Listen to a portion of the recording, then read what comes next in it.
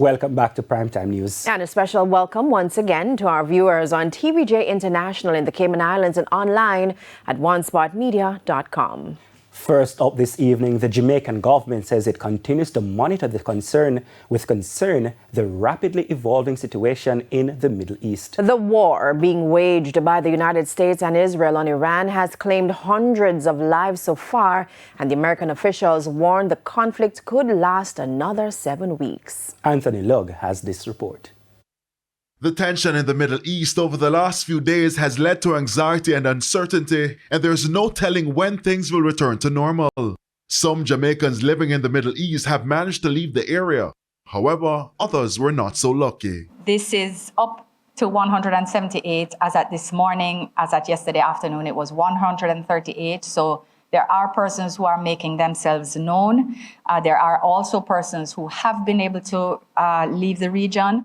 Speaking at Wednesday's post-cabinet press briefing, Foreign Affairs Minister Kamina Johnson-Smith, while urging calm and restraint, said the government is hoping for an immediate cessation of hostilities. Mrs. Johnson-Smith reiterated that all travel to the region should be avoided. Nationals already in the Middle East are encouraged to exercise extreme caution and to follow instructions from official sources. It is noted that commercial air services across parts of the region have been disrupted. As if the situation in the Middle East was not already troubling, it's been made worse by misinformation circulating on social media. The government says it's taken note and issued this caution to persons already in distress. Rely on verified information from official sources and established news organizations. Unverified reports circulating online may contribute to confusion and anxiety, and individuals are therefore encouraged to also exercise caution before sharing or acting on unverified information.